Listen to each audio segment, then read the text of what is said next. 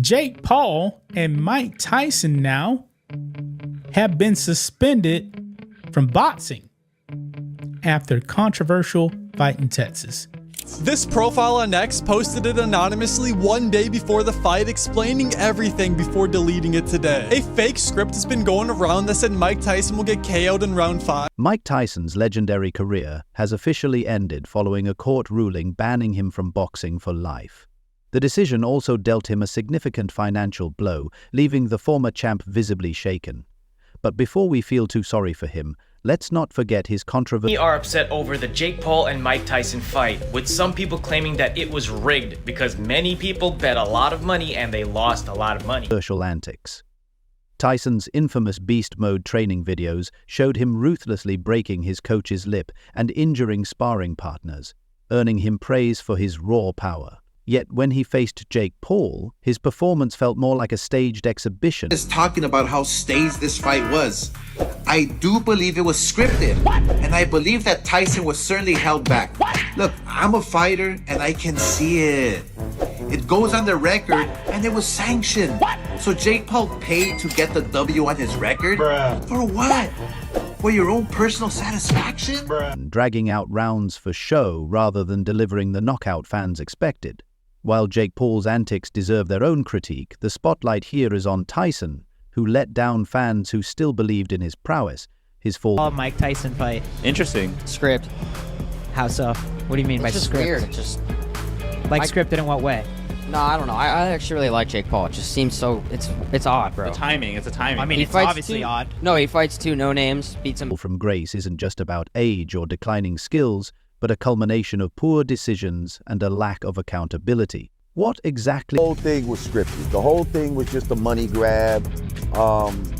And for a lot of us that love Mike, and despite what he said in that interview with the girl about the legacy, we love him and his legacy, and we didn't like what we saw led to this career-ending ruling? It's a disappointing chapter in the story of a fighter once celebrated as the greatest. No one else seems willing to tell the full story, but this time it wasn't about reclaiming titles or proving he was still the undisputed king of boxing. On November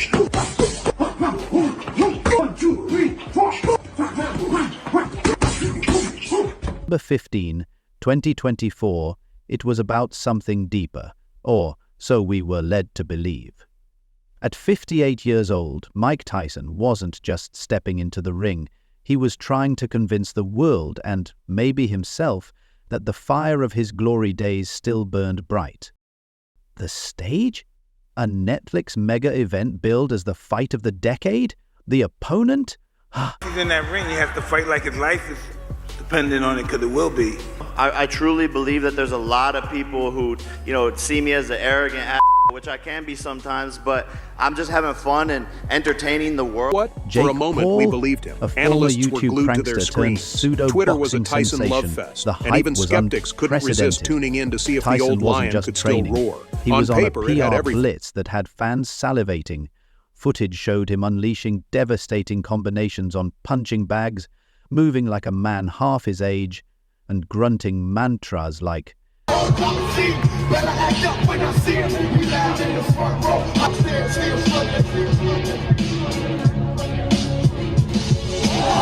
Ladies and gentlemen! Age is just a number, and for a moment, we believed him.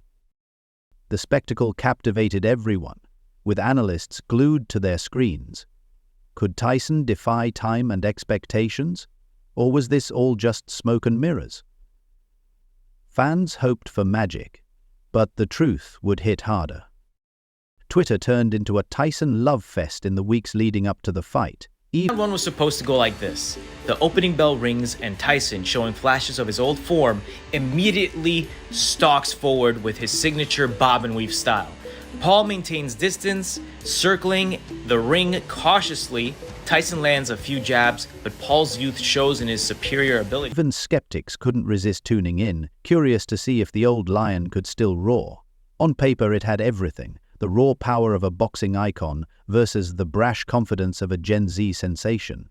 It was nostalgia colliding with modern spectacle, and everyone wanted to witness the clash. Then fight night arrived, and the buzz quickly turned into an uncomfortable silence. The atmosphere was electric as Tyson entered the ring, stoic as ever, while Jake Paul basked in the spotlight like he'd just won an Oscar. When the first bell rang, fans leaned forward,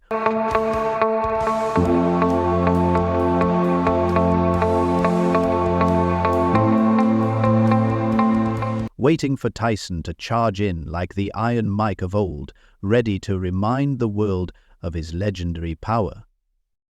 But it didn't happen. Instead, Tyson was cautious, defensive, even timid. By round 2, the unease had grown into certainty. The man who once bulldozed through legends was now sidestepping punches. I hadn't saw that. I would be worried that this fight may not. Like he was playing it safe, leaving fans bewildered and disappointed. Dodging punches felt more like Tyson was avoiding a parking ticket than fighting. Sure, there were glimmers of the old Tyson, a sharp jab here, a cheeky hook there, but they were echoes, not thunder. Meanwhile, Jake Paul, of all people, grew bolder, landing... Just fighting to take care of my bills, basically. I don't have the stomach for this kind of no more. I'm more conscious of my children and those guys looking at my parents. I don't have that ferocity. I'm not an animal anymore. Calculated punches in solid combos. And let's be clear, Jake looking good isn't a compliment, it's an indictment. By round 3, the writing was on the wall. Tyson looked gassed, his punches lacked power, and his footwork resembled someone stumbling in the dark. Jake, seizing the opportunity of a lifetime, went all in, or as all in as Jake Paul can go. The crowd's energy shifted. Cheers turned to murmurs. Then something worse. Disappointment. When the final bell rang, the judges didn't hesitate. This profile on X posted it anonymously one day before the fight, explaining everything before deleting it today. A fake script has been going around that said Mike Tyson will get KO'd in round 5, but that one was clearly not real or an older... Declaring Jake Paul the winner by unanimous decision. The kid from YouTube had just beaten a heavyweight legend. Let that sink in. The fallout was brutal. Fans who once idolized Tyson were left heartbroken, questioning if the magic was truly gone. Fans weren't just disappointed. They felt cheated. Social media erupted, and not in a good way. Some defended Tyson. Round 2, Tyson comes alive, but his breathing grows heavier. Round 3, Paul gains confidence and lands a sharp right that stuns Tyson. That's exactly what happened. Arguing, he's almost 60. Give the man a break. Others were less forgiving, insisting he had no business stepping into the ring at his age. Then came the conspiracy theorists, whispering that the fight might have been staged. And let's be honest, it did look a little too convenient at times. Whatever the truth, one thing was painfully clear. Tyson's legacy took a serious hit that night, and not just in the ring. For decades, Tyson symbolized raw, unstoppable power. But after this fight, he became something else in 4 and 5, the fatigue sets in strong for Tyson and Jake is landing a bunch of hits. Round 6, Jake showboats, which is the tongue thing he did here. Then on round 7, Jake plays it safe to not KO Mike. And round 8 wins by decision and bows at the end. This is crazy. Entirely. A man who stayed too long at the party. The sting of that fight wouldn't just linger for Tyson, but also for every fan who dared to believe, even for a moment, that the old lion could still rule the jungle. And here's the kicker. Hours before the highly anticipated showdown, a suspicious incident added yet another twist to the drama, casting a shadow over what was already a controversial event. A curious document began circulating on Twitter. Friend Mike Tyson tweeted that he almost died over the summer. He said, he had a bunch of blood transfusions, just had to fight to get healthy, and then his performance yesterday against Jake Paul. Just your thoughts on what we saw. Mike Tyson was right, and I was wrong. Twitter just hours before the fight. At first glance, it seemed like your typical internet conspiracy theory, but this wasn't some random fan fiction. This was a leaked script. Yes, an actual script allegedly detailing every move of the fight, from Tyson's cautious opening to Paul's calculated jabs, culminating in Paul's victory by, surprise, surprise, unanimous decision. If that wasn't wild enough, the script even outlined Tyson's post-fight excuse. Jake Paul and Mike Tyson now have been suspended from boxing after controversial fight in Texas. Now, why, you may ask? Now, I didn't know this, okay? Blaming age and fatigue for his lackluster performance. Subtle, right? Fast forward to fight night, and wouldn't you know it, the bout played out like it was ripped straight from that script. Tyson started cautiously, throwing few punches, looking more like a chess player than a boxer.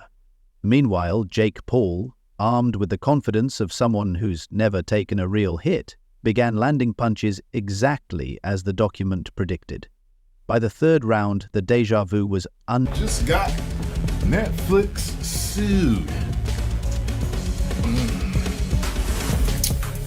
People got a big problem with this stream cut. Undeniable. Every major moment, every shift in momentum, unfolded as if choreographed for a Netflix drama. When the final bell rang, Tyson appeared utterly defeated. Jake Paul basked in his newfound glory, while fans watched. A 28-year-old kid who, used to be a YouTuber, and he's worked hard to learn boxing. He really has. He's come along, but really, he's still not of that level. In shock. Social media erupted, but not in the usual meme-worthy way. "We paid for a fight, not a live-action soap opera," raged one fan, as hashtags like up-to-date news people, i.e. false scam, and up-to-date news ballistic shot to the top of the trending charts. 7 of 34, 18%. So Tyson is averaging more punches than he did in that fight with McBride and in the exhibition against Roy Jones, where he averaged 24 punches around. Like I said, I don't like the fact that keep left that mouthpiece. Oh, left hook! Triple left hook by Paul! He wobbled Tyson! The betrayal wasn't just about the fight, it was about trust. This was Mike Tyson, the symbol of raw, unfiltered power, now accused of starring in boxing's biggest farce. The sting wasn't just for fans, but for the legacy of a man once considered untouchable. The fight wasn't just controversial, it became the equivalent of a reality show. The backlash was swift and brutal, with fans and pundits demanding answers. Fight like 2 days in a row. Wasn't the Tyson-Jake fight, wasn't that amazing? And answers they got. Days later, the Nevada State Athletic Commission announced an official investigation into the fight. Netflix, which had been celebrating record-breaking viewership numbers, suddenly found itself in the hot seat. Whispers of backroom deals and shady financial incentives began to surface, implicating Nakia Biden, Netflix's head of live sports programming, and her team. The event, it turned out, wasn't pitched as a legitimate boxing match. Internally, it was sold as boxing meets entertainment, because apparently sportsmanship is passé. Then came the receipts. Financial records revealed that Tyson had been promised a hefty $20 million payout, while Jake Paul, somehow always landing on his feet, was set to earn an eye-popping $40 million. Emails uncovered the fight had been meticulously choreographed to maximize drama, boost viewership, and rake in profits. And it worked. Netflix pulled in over 100 million live viewers, making it the most-watched boxing event in history. But the fallout was swift. On December 1st, a Las Vegas court ruled the fight was a fraudulent spectacle. The penalties were severe. Tyson was handed a lifetime ban, not only from boxing but from anything related to the sport. No matches, no commentary gigs, not even a ringside ticket. The verdict sent shockwaves through the sports world, tarnishing reputations and leaving fans questioning the very integrity of their beloved sport. Jake Paul didn't escape unscathed either. He received a 5-year ban and a $10 million fine, Both fighters were also ordered to return portions of their earnings. Tyson had to pay back $8 million, while Paul faced a $15 million repayment demand. If that wasn't enough, reports surfaced that criminal charges for fraud and conspiracy were being explored.